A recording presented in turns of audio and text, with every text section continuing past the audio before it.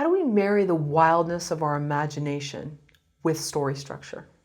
I think the process of building a story is about going from the general to the specific. So I think story always begins with the wildness of your imagination. You don't begin, it always begins with an image, image of the character or some kind of, I don't even think we think about it consciously, but there's some kind of tension. There's always something that's seeking resolution. And that's when the story idea comes to you. And the moment the story idea comes to you, whether you're conscious of it or not, or conscious of it or not, your first question is often, gee, I wonder what might happen next. And now whether you're aware of it or not, you're in story structure. You're thinking in terms of, you're thinking like a storyteller. But if you don't apply structure to it, your story is going to start to flatline. You're going to start to try and manufacture interesting scenarios, but the story's not going to build in meaning. And so the only way to really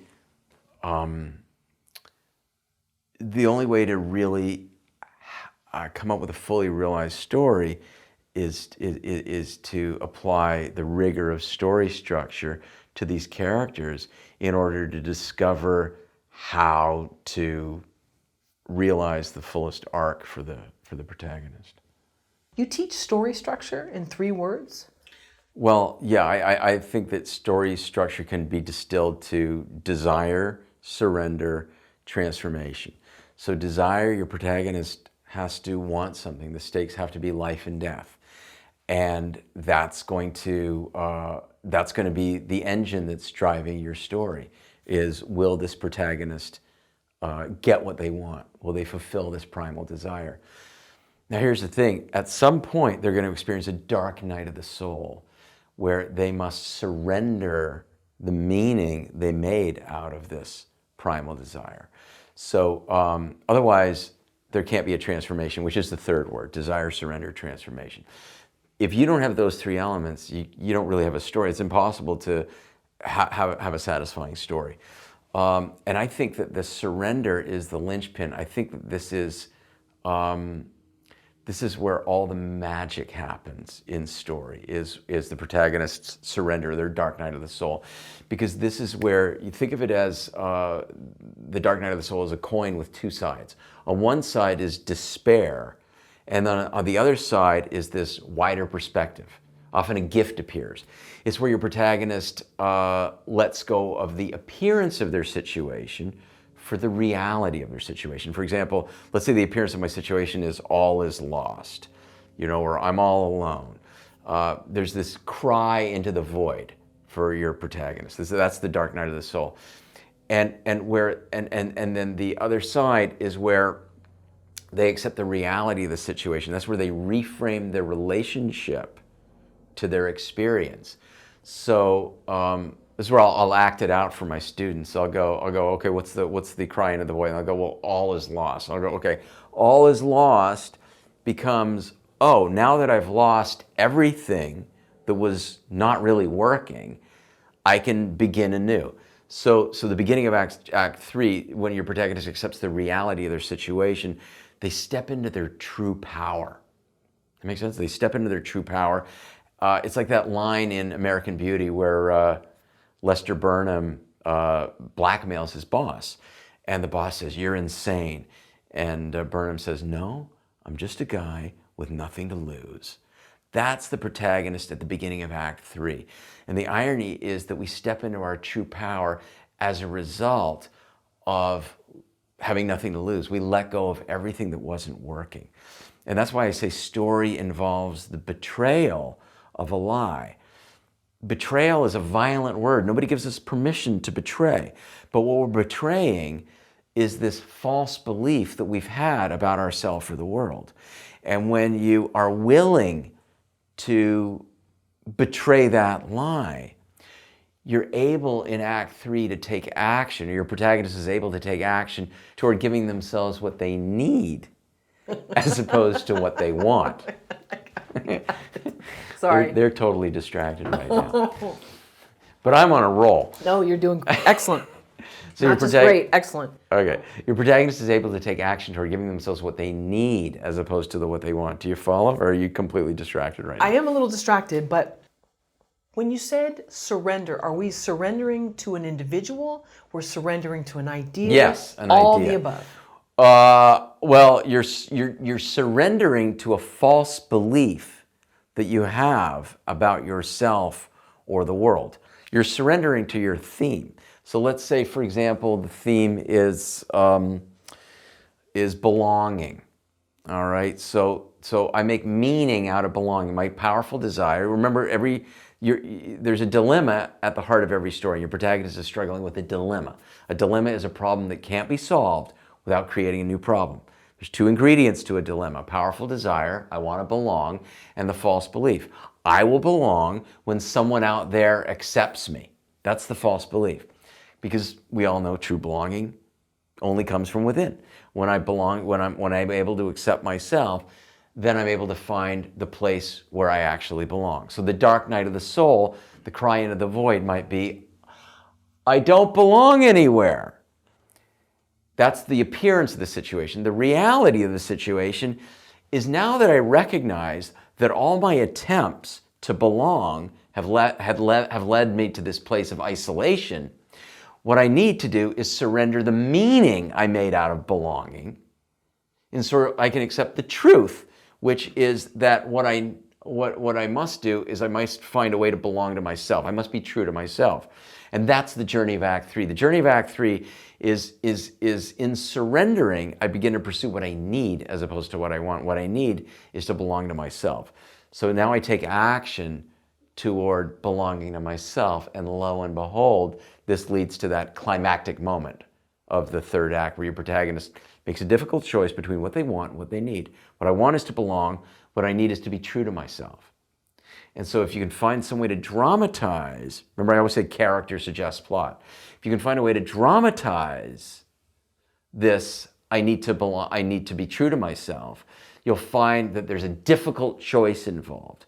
So like, for example, it's like the Hallmark card where they say, if you love something, let it go. If it comes back, it's yours. If it doesn't, it never was. So let's say I want to belong to something outside of myself. It's only in letting it go that I can actually have it. Because if all that happens in the story is I find belonging to some external person or thing, I will forever be in bondage to that thing until I recognize that I don't require that thing in order to be free. The person having the dark night of the soul, if they've been rejected by the love or the group or whatever, then they go, okay, well, I have nothing less to lose. No, absolutely not, because the desire to belong never goes away. The desire to belong is alive from the very beginning to the very end. The desire to belong doesn't go away because has that ever gone away from anybody? No, but what happens is it gets reframed. So transformation doesn't mean that I'm forever without doubt and confusion. It doesn't mean that I've suddenly freed myself from the desire to belong. But what it does do is it reframes my relationship to belonging, and I recognize that when I put my want before my need, it leads to pain. So in spite of the fact that I still want to belong, that's why I say it's a difficult choice. If it was an easy choice, the protagonist would have made it in Act 1. It's a difficult choice, but I now recognize that my desire for belonging cannot trump my need to be true to myself. So if you really explore the protagonist's journey in Act 1 and Act 2, you'll probably notice that the desire to belong leads me to betray myself in some way. I will do anything about, like, I don't know, I think Mean Girls, or where I will do anything to belong to this group. And or Lady Bird, she ends up betraying her best friend. She ends up allowing herself to be used by the cool boy. And she reaches this dark night of the soul where she realizes that all my attempts to belong, to be special, have led me to this place of despair. Now what I must do is give myself what I need. It doesn't mean I have any idea. I don't know if I'll ever get what I want, but I do know that I can no longer continue doing that, whatever that is. I always say that your protagonist in Act 1 and Act 2 are running toward their goal only to run into a brick wall at the end of the second act. At the end of the second act, they run into the brick wall and they turn around and they realize that in running toward what they thought they wanted, they've actually run away from their true self. And so Act 3 is about giving myself what I need with, the stakes have to rise exponentially in Act 3. They don't, because we don't know if the protagonist is going to succeed in getting what they want, but we do know that if they don't give themselves what they need, they will forever be in bondage to this idea of what they wanted. Just to add to the ladybird part, and I don't remember at what point in the story it was, but where Laurie Metcalf, the mom, confronts the daughter and says, like, you know, you thought we were going to live in this house for, you know, this was our starter house and we ended up living here forever, and your dad, and, you know, all that kind of confronts the fact that they were sort of lower middle class and that they were, you know, but she did it all to try to hold it together. The mother did it all. Right. Right. And sort of like shows that she did try to do these things for the daughter, and the daughter wanted what was across the tracks, which was kind of fake and kind of, but she wanted that, and that was a golden moment when, that was another sort of turning point. Well, first of all, how amazing is Laurie Metcalf? She's amazing. Oh my God, I love her. Yeah. So, what was the question? There wasn't. It was just an additive. Got it. Yeah.